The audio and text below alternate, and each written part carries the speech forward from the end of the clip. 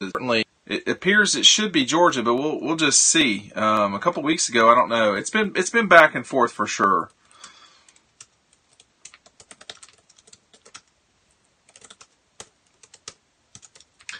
But we'll be there for that one, and we'll just see what happens with Owen. Hopefully, he will make a choice that he's comfortable with, whatever that is, and take it from there. If you've got questions, go ahead and fire away. If my head is down, that's only so that I can type real quick on here, and then we will wrap it up. Just trying to see if there's some questions. Should Trent Thompson have come back? I mean, I think the answer to that is pretty clear. It actually has been a pretty busy week, hasn't it? I mean, when you think about the addition of a couple of commitments, and the draft. I mean, I was really happy for Isaiah Wynn. I got a chance to spend a little bit of last Friday with Isaiah, and really we had a pretty frank conversation about a lot of different stuff that you'll be seeing over on Dog Post eventually. Of course, I have frank discussions with a lot of different people. It's not exclusive to Isaiah. But, I was hopeful Isaiah would go in the first round. I wasn't sure. I thought he was more likely to go later in the first round, kind of where Sony went, rather than when he did go. So I was glad for him. Here's a question: do you have any real knowledge of Auburn paying players, or is this just sour grapes? Now, what would the sour grapes be about? I think you need to be a little bit more clear. I have very little doubt that schools in the SEC and the ACC pay players to come to their institutions. What I don't have is proof of it. So you have to be really pretty careful about throwing that stuff around if you're somebody like me who's a reporter and has done this for such a long time. I just don't know how bright that would be for someone like me. But to think that Georgia, Tech or Georgia or Clemson or Florida State or whoever, has never committed a violation or a bylaw violation like that in the NCAA. I mean, that's been proven according to the institutions themselves when you start talking about basketball, etc. So in the 2000s, that's why Jim Herrick's no longer at Georgia. But there's plenty of kids who get paid for sure. I just don't know that I don't have any hard evidence of it. I just have been around the ball game for far too long to not know that that is going on. Question about the Falcons. I don't really. I covered the Falcons for about a year and a half or 2 years, so I don't really follow the Falcons after that. Here's a question about my prediction for Owen Pappoe. A couple of weeks ago, it looked a little bit sketchy, but I think unless something changes in the next 48 hours, I anticipate that Owen will eventually sign with Georgia no matter what he does on signing day. I got a chance to spend some time in Gwinnett County talking to some recruits lately. They are pretty convinced that Owen will go to Georgia, and they don't really have a dog in the fight. They don't really necessarily care. So, what will happen? I don't know. I mean, it's a curious thing. Owen, I've never actually dealt with Owen person to person, but Owen was jumped on the scene very early. That can kind of be a damaging thing for guys when you start talking about having to deal with expectations of folks. I mean, everybody online, social media, about 2,500 people watched the Dean Legge show last week. Could you imagine what it's like for Owen Pappoe this week? I mean, that's just 2,000 people watching me online. He's got every single person chirping in his ear, telling him, hey, you should do this, you should do this. He needs to do what's best for him, whatever that is. I do want to say something real quick. There's been a lot of, this is not going to matter to anybody that's watching necessarily, but I do want to say something. I lost a high school friend on Friday, His name was Tawaki Culver, and Tawaki and I went to elementary school together at Brockett Elementary School, and then we went to Tucker High School together. And Tawaki died on Friday in an accident, what has been described as an accident to me. I was very close with Tawaki, and we haven't seen one another in some time, but it was just one of those things where it makes you realize, there's not been a lot of people that I know that were as normal and gentle and kind as Tawaki. I just remember, obviously he did not start at Tucker in the basketball team, but we did a lot of the same things together, whether it was, obviously we went to elementary school together. We did not have a very big elementary school. Tawaki was one of the few black kids that was at my elementary school, so that was a different thing for him. When we got to Tucker, Tucker was very much a different situation than Brockett was. So Tawaki got a little bit of more folks like him, I guess you could say, racially.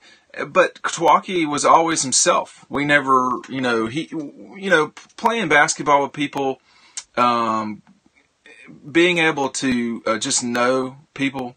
Tawaki was an awesome person. And when I saw that, I felt like just putting something on Facebook was not good enough for me. I wanted to say it to a larger audience. I don't normally do that, but it really has bothered me because, Tawaki was a great person. He was a great friend for a long time, and it's sad that happened. And I know that if there's someone that's in heaven, it's Tawaki. He was a great person. Here's a question about who's the toughest regular season game. I would say probably, and Tawaki loves sports too, by the way, big time. I would say the toughest game has got to be probably Auburn at home. Now, maybe LSU on the road, but LSU, I just don't trust them. Let me just look back at some of what LSU has had to do here lately. I don't have an SEC media guide here lately, but LSU, year by year here lately, they've not really had a great run. It's time. It's time to start really winning. They have not had a 10-win season since 2013, the year that Georgia beat them in Athens, and that was a spectacular game. I don't know if y'all remember that game, but it was a spectacular game, and it came down to the wire. I remember how emotional Aaron Murray was after the game. I knew Zach Mettenberger well enough to be disappointed for him that he didn't win that game, but LSU they have not been great lately. They have been kind of flailing around. Now they play in a pretty brutal division over there, but like last year, I think it was 2 years ago, in 2016, the loss to Wisconsin really set off a brutal run for LSU, and obviously Les Miles did not survive that. But at the end of the season, they played, it looks like to me, 5 ranked teams in 6 games, and they went 4-2 in that 6-game stretch. But the bizarre loss at Auburn, when they thought they had won the game, they really had been dominated by Ole Miss.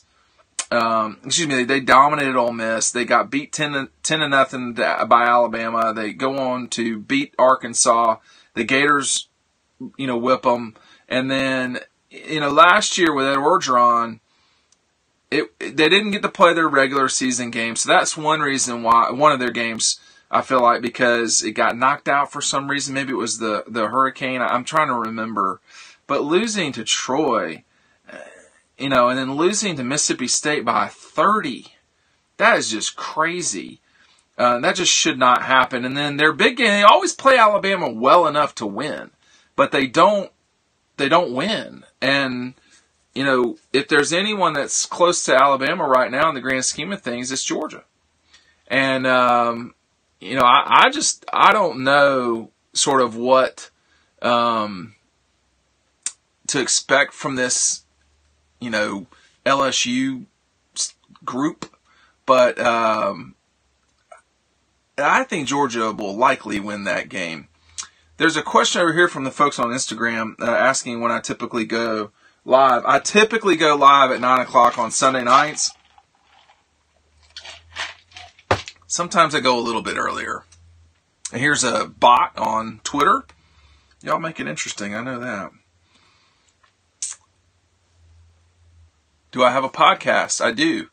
If you go to dogpost.com, we have a podcast every Monday and then a recruiting podcast every Wednesday or so. Dean, did you hear about Walthour being asked to gray shirt? Can you explain why?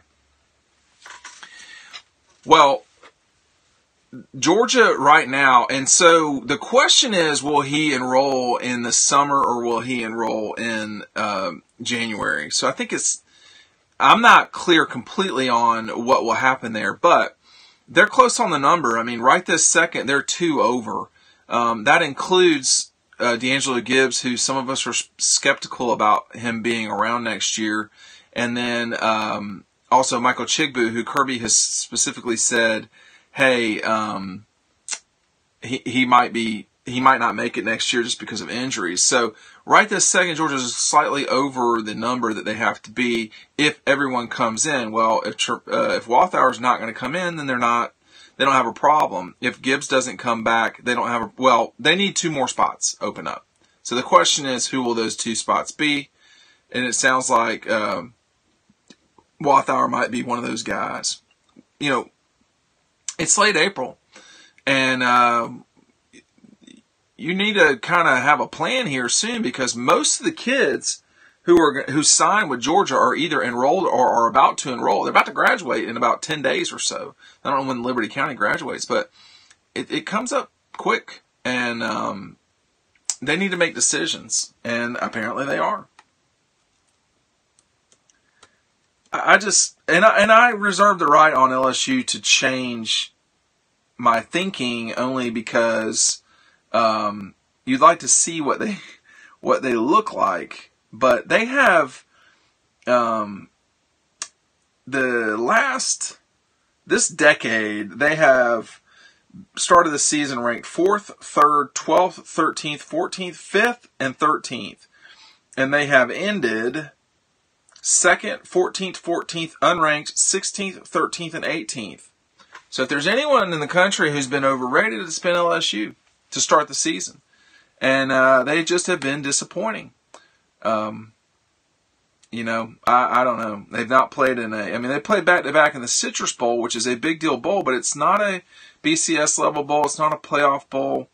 They haven't done that since they lost to Alabama in the championship game. So it's been some time since LSU has really gotten where they needed to go, I guess you could say. Is the Notre Dame transfer good enough to start, or is he great for depth? Your thoughts on the addition of Hayes? So I will talk about him real quick. I think he's probably depth. I think someone getting around the guys who are starting it would surprise me a little bit, but it's you can't know, and frankly, you can never have enough defensive linemen. As of this second, they'll have 15 defensive linemen that are scholarship players for the fall. Something like 4 of them. I don't have my board with me in front of me right now because I'm in the area where I tape and not inside my office, which is right through that door.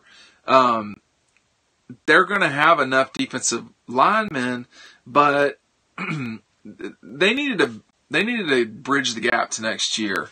So, they're doing that with the transfer from Notre Dame. He was a top 300 player a few years ago, so he is legitimately a good player.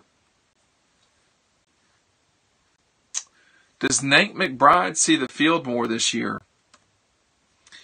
Well, to some degree, that's up to Nate, but that's a crowded little position there at inside linebacker, a guy that I've liked for a very long time, the linebacker from Alabama. He has been a very good player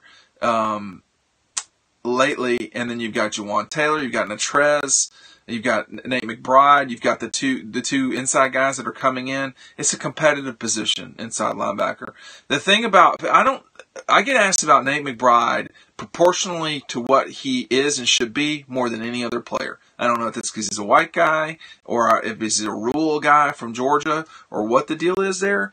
But I think everybody just needs to let Nate do his thing. I mean, he's not behind. He's doing fine. And I think that, you know, he will be fine. He just needs to be given a little bit of time. Here's a question about Justin Fields, which I feel like we're going to be talking a lot about Justin Fields over time. How much time will he get in the fall? Well, that's a good question, and I think that I think he will play. I think the question is how much will he play, and I think that I would not take Jake Fromm out to put Justin Fields in, because when you are doing what you want to do on offense anyway, there's no reason to change. There's no reason to change. But now, if I think Justin is the future of what quarterbacking will be in the college game, we'll see how much Georgia plays him this fall. He had a very good spring game. Comparatively speaking, I think to his practices, he probably had a better spring game than he did have practice. So if that was done on purpose, he's got momentum. If that was done so that, for whatever reason, he played well, and I think you've got to take advantage of that in the future. Will Elijah Holyfield or Brian Herrien be a 700-yard rusher? Probably not. 700 yards. I mean, they ended last year. I'd have to go back and look. They ended last year with just a ton of yards on the ground, and I think that Zamir White is a special gifted player. Brian Herrien and Elijah are both going to get snaps, but they at best would be the number. Well, at best they'd be the 2, but they probably both will be the 3 or the 4. That's asking a lot from your second and from your number 2 back. That's asking a lot. Does Cook red shirt? I don't know. I mean, they're going to play these guys. I mean, Nate McBride didn't redshirt, and he played basically only on special teams. So if James can get in there and play on special teams, he's not going to redshirt. They're not going to redshirt guys who can help them in the special teams game. They're just not going to. Of all the coaches in your lifetime you've mentioned for any team, who's the biggest asshole?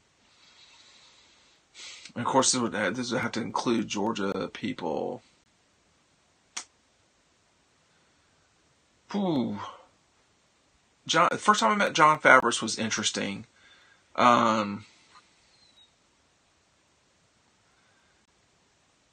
There's not a lot of people who are directly that way. Well, Jeremy Pruitt would be up on there on the list for sure. He was a curious one. I've never really had. Mark Richt has yelled at me before, which I understood at the time, but we got that worked out. I think when I first met Fab, that was certainly an interesting experience. But I love John Favreau. I think he's great. He's at Kansas State right now, and he did a heck of a job with those defensive ends at Georgia for a very long time. Yeah, Jeremy Pruitt's a different guy, and I think it's going to be curious to see how much success he can have at Tennessee. That's a good question. Mainly people don't do that with me that I know of. Well, Paul Johnson's never, you said to me, and I've never really dealt with Paul Johnson, but he seems kind of turdy for sure. Thoughts on the new wide receivers coach? I'm really liking what I'm hearing so far, but the information is limited. Well, that's about right. I mean, that's kind of how it goes sometimes at Georgia. Particularly with assistant coaches, there's just no real reason for them to talk. Kirby's sort of got it covered. Some of these questions, with Dabo Swinney saying he wants to play Georgia, what's in it for Georgia to add them back on the schedule?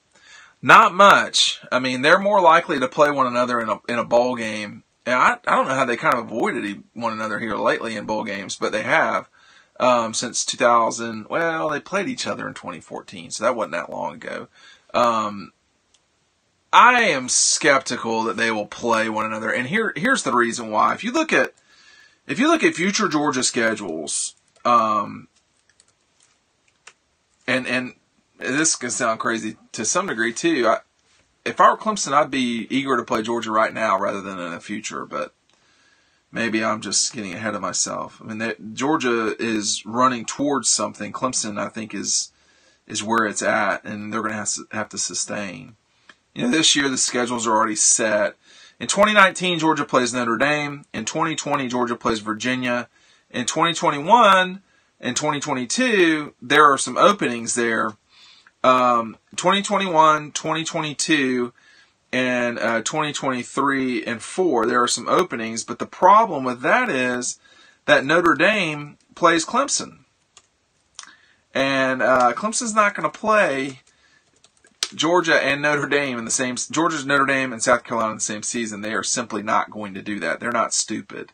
So that's really the issue is, you know, and you've got a quick window there, 21, 22, 23, and 24, where you could do it because 25 and 6, Georgia plays at UCLA. They're not going to play those. So in 2021, Clemson and Georgia could play, but they could not play in 2022 and 2023 because Clemson already has their four. Clemson already has their four, you know, teams. So 2021, you know, you could do it then, but Georgia's playing at Georgia Tech, so Clemson would have to come to Athens. And see, Clemson goes to South Carolina that year. I'm just skeptical that they will do 6 at home rather than 7. They'll do it, but I don't think they'd be too pumped. And then in 2024, Clemson does not have an opener yet, and Georgia's sort of wide open there. But I don't know in terms of scheduling, putting the blocks together, if Clemson and Georgia will be able to do it. It would have to be 2021 and 2024. So that, like, someone would have to be home, or maybe they could play at the Dome. But see, you know, Georgia will have just played at the Dome in 2020. So they're not going to go back there in 2021. So you've basically got 2 years to make it happen. Now, 2024 makes a lot of sense if it's at the Dome. But other than that, I just don't know. Look, Georgia can't play everybody. I see these things all the time about, you know, playing everybody in the world. But, you know, and that, I don't think they're clearly not scared of anybody. But, I mean, you can't play everybody. I mean, you've got Clemson's got the same problem. They've got to play South Carolina. They don't have to, but they play South Carolina every year. Well, Georgia plays Georgia Tech. Making things even more complicated for Georgia and no one else is Florida. So you don't play a home game there. And, you know, the athletic director and the football coach are not going to just leverage away a home game when they could play Austin Peay at home and get a however many $1 million gate, and then say, oh, well, we want to play Clemson or whoever just because we want to play them. I mean, that's not how it works. You have to actually make things make sense. Here's the budget for the Athletic Association, and just real quick, and a Clemson game would be just the same as any other game. Now, in the future, maybe it would be slightly different, but the budget for a home game for Georgia is, let me try to quickly do this and I'll move on after that. So, well, this is 2007. Oh, it's out there in the other room. But just for instance, in 2007, a home game against Tennessee, Georgia budgeted $2 million. Well, that was 10 years ago. They're not going to give away a $3.5 million gate or something like that. How long do you think Kirby Smart will stay at Georgia as head coach? Oh, for a very long time. How long before Dan Mullen is a real problem for the Dogs? Is Dog Post still $1 to join? It is still $1 to join. You should go to Dog Post right now and join. It's $1 for several months. It's a great, great deal. DAWGPOST.com. If you're on Instagram, you can see the link in the bio. I think Kirby will be around for a while. I think Florida will be adequate this year. I do not think that they will be a great team, but I think that y'all may be a little concerned about that game. You know, they had given up when the two teams last played, and they will not have given up when they get to Jacksonville this fall. I just don't know if they're going to have the kids, the Gators. That's what I would be concerned about. Here's someone saying that the new dog post is awesome, which I agree. I think that the speed of the site is pretty significant. Matt DeBerry's been doing a very good job. Dylan Weber too. I'm about to join Dog Post. Well, why doesn't everybody join? Everybody who's online right now could join. Of course, a lot of y'all are already members, but we're missing a lot of people. And I know we've only been up for 3 weeks, but go check out dogpost.com. But I do this show every Sunday night unless something strange happens. Last week I was traveling. I could not sit in one place on Sunday night after G-Day, but we did it on Monday night. How much after the next few months? It's if you do a yearly, it's about $12 a month. If you do monthly, it's $14. So it's better to do yearly, but just go try it out. It's $1. You see if you like it. If you don't like it, you cancel it. It's no big deal. How do you join Dog Post? Here's another question. So you just go to dogpost.com, dawgpost.com, and you sign in. Now the message board, I will say this, is full of people that know what they're talking about.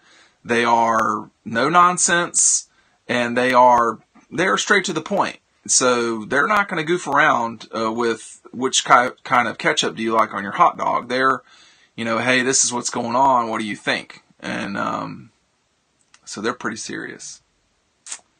How do you think the defense will be this year? Do you think it will be good as last year's?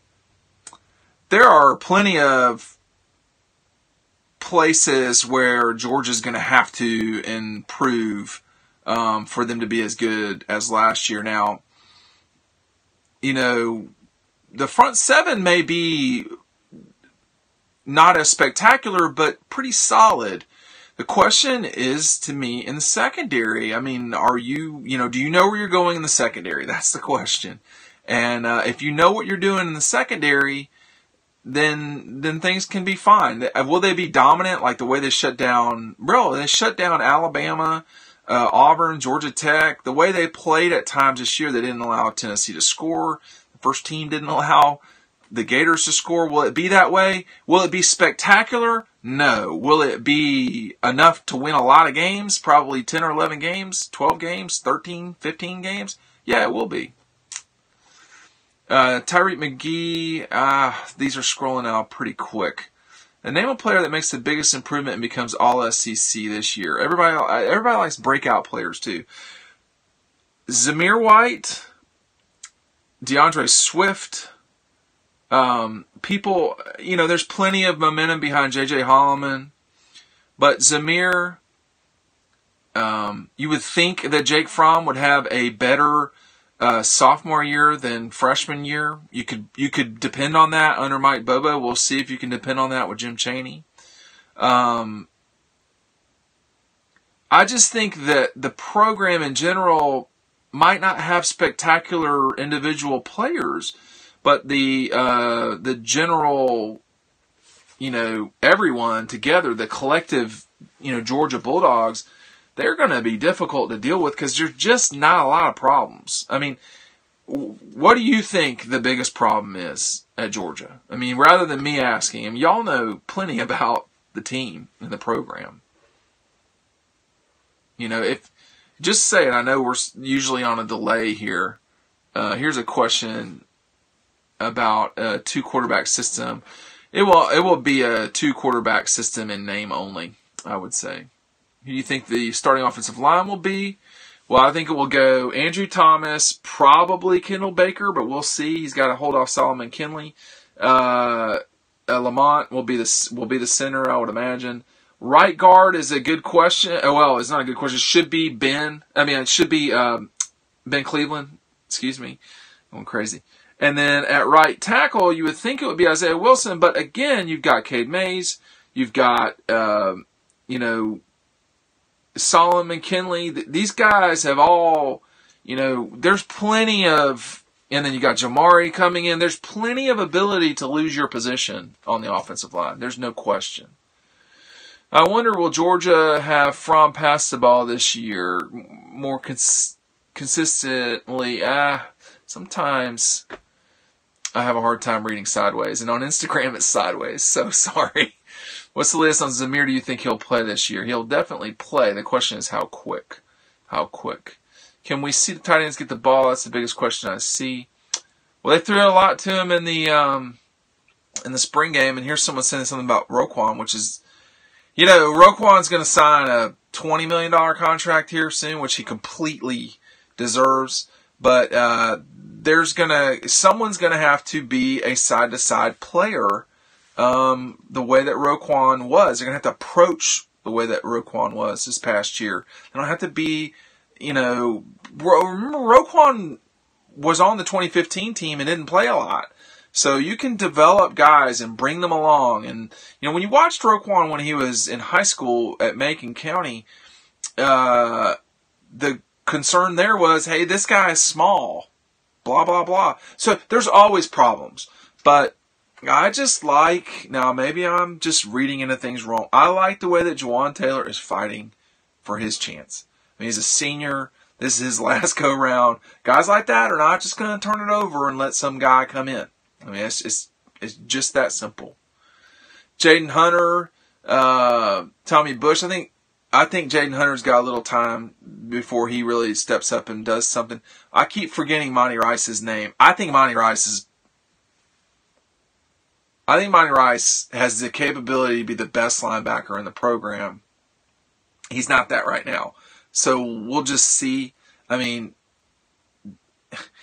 it's not stunning to me the amount of progress that DeAndre has made in terms of growing up.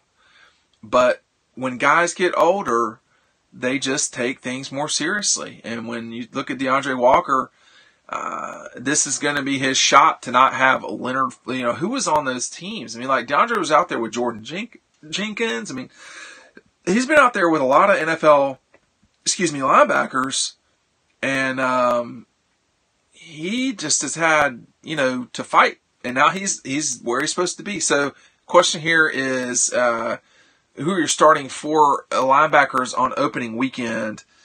I would say DeAndre. I mean, the outside guys are pretty, clear to me, which would be DeAndre Baker and Walter Grant. After that, I don't see how you keep Monty Rice off the field and probably Natrez. But I'm just saying that I expect Juwan Taylor to do something this year that people will remember. Maybe that's overthinking it. It's just that when guys are on the program forever and they finally get their chance to play in a meaningful way, they usually don't screw that up. They usually do not screw that up. So, Tommy Bush, Otis Reese, Quay Walker, Tyson Campbell, will they start? I don't think that Tommy Bush will start. Otis Reese, Quay Walker, and Campbell are all in situations where they could figure out how to play a lot of minutes. Will they start? I don't know. DeAndre Baker, there's a question about DeAndre Baker. DeAndre is a very good player, and I appreciate the folks signing up right now. DeAndre is a very good player. He is a guy that they don't have to worry about. There's no such thing as a shutdown corner in college football. It's rare in college and in football, period. But DeAndre Baker has become a very good player. So they're going to just have to figure out what else. You got two real returning starters with DeAndre and J.R. Reed. And then you've got to fill basically three other spots. That's the question is, who are the three other people? That's why I think guys like Tyson Campbell are going to be able to come in and look at, can I play? Here's a question on Instagram about Kearis Jackson. Maybe I should say who I am again. My name is Dean Legge. I've covered the University of Georgia's football program for coming on 20 years now. I've been a Heisman Trophy voter since 2005. I've owned and operated dogpost.com since 2001. So if you are curious about the dogs, I am certainly the person to ask. When I saw Kearis Jackson play, they played Houston County. It was Peach County playing Houston. And they used him a lot, which is good. It means the coaching staff knows what they're doing. But it just took one play for me to see what DeAndre could do. And it was when I think it was just an end around, and he just, I mean, he was so fast. It was amazing.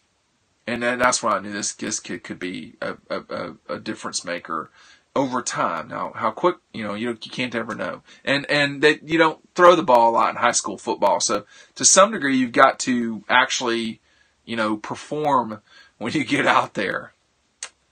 Thoughts on the NFL draft?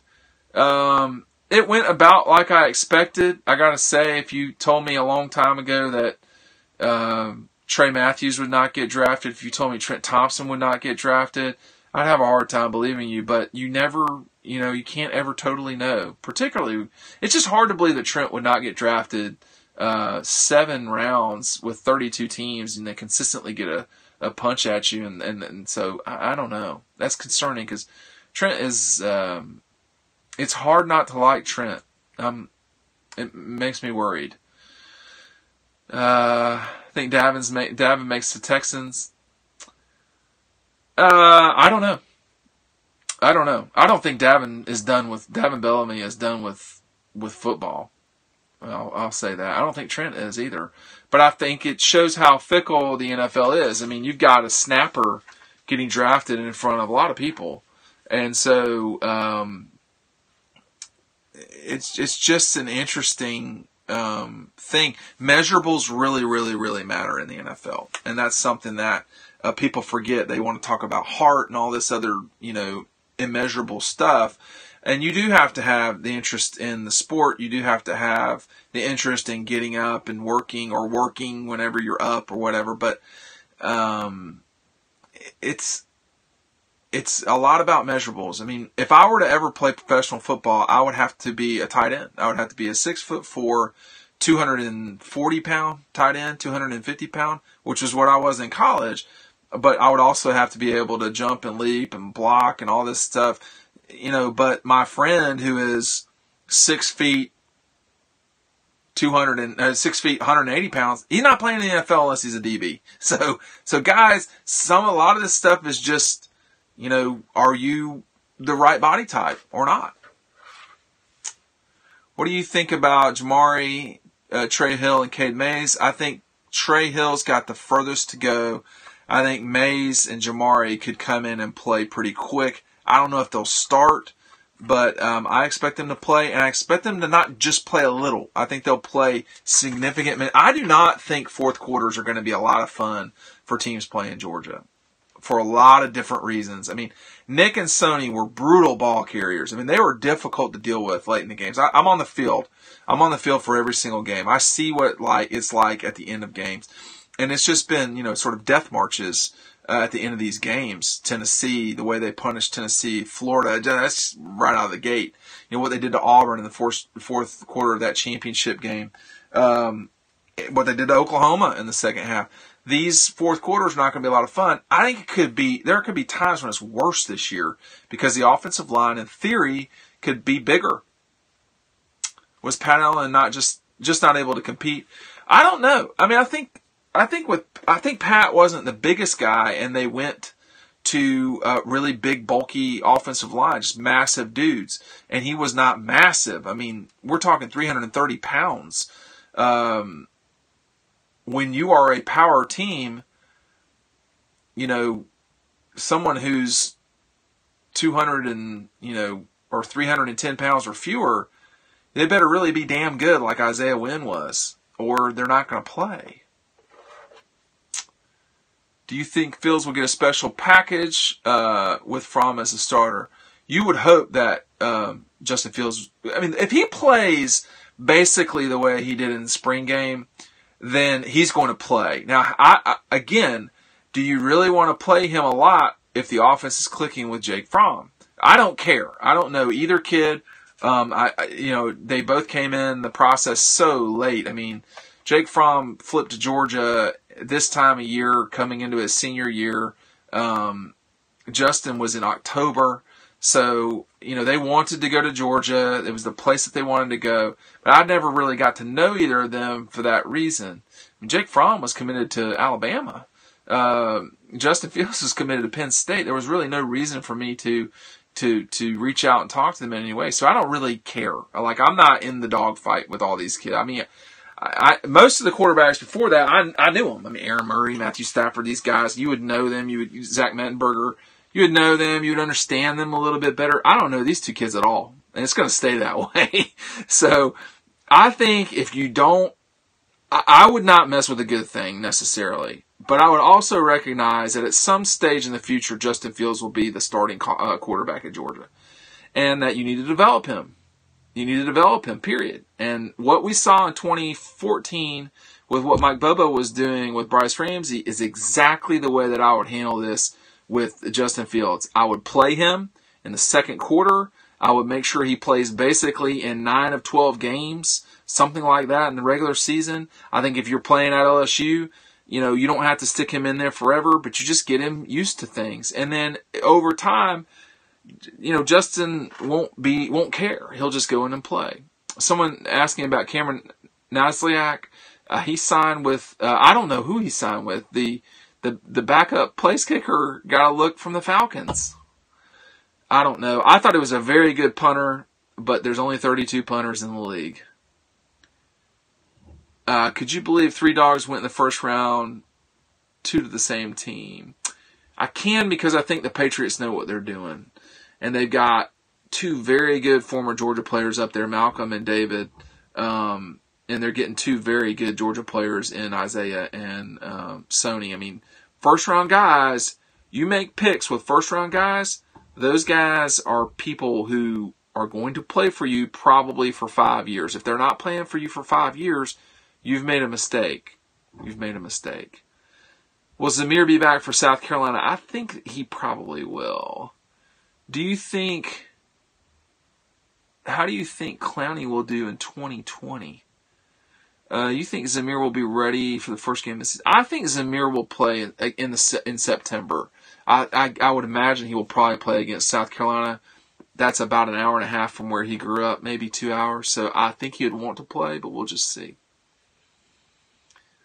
Yeah, I can't explain special teams draft situations in the NFL. I just don't know enough about it.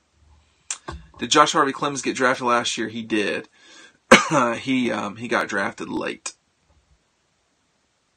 Realistically, what year could you predict a championship for Georgia? It could be 2018. I mean, that's where they're at right now. How do you feel about Brent Cox? Well, I've been talking about Brent Cox quite a bit, actually, on these in these little chats that we have. I think that's an Of Monsters and Men song. Little chat, little talks. Who wrote that song? Of Monsters and Men. That's well done. I can't remember what we were talking about. I started thinking about my buddy who passed away. You think Trent should have stayed? Clearly. Javon Wims, I mean, I think that he probably went about where he could go. He had a very good senior year. He ended his career at Georgia well. He played great against Oklahoma. Will Walter Grant have a monster year? Walter will have a very good year. I did not realize it's 9:30. My name is Dean Legge. Dogpost.com. Go sign up. Right now, we're going to have that $1 special will eventually run out, y'all. You want to go ahead and take advantage of it. And a lot of people, I know there's about 50,000 people here on this Instagram page. And they'd be like, well, why am I going to go pay for stuff? Well, if you want to know what's coming before it happens, you want to go to dogpost.com. You don't have to pay. You can go be a member of the message board. But it's a little bit higher. I mean, if you're sitting here on this chat at 9 o'clock, it means one of two things. Either you really are interested in Georgia, or your wife is watching The Bachelor or something like that, and you're just trying to avoid things. So why don't you just come over to dogpost.com right now and check it out. We're going to do these chats every Sunday night about 9 o'clock. We've got podcasts, the whole deal. And, it would be great to see everybody over there. So for now, last thing. Yes, we will be streaming Owen Pappoe, but I'm fairly certain we're going to be streaming it on Twitter. If you do not follow me on Twitter, dog_post. Just type in Dean Legge Twitter, and you'll find it. But that will be Tuesday. I believe that's at 3. But go to Dog Post. We've got all the details, and we'll see you then.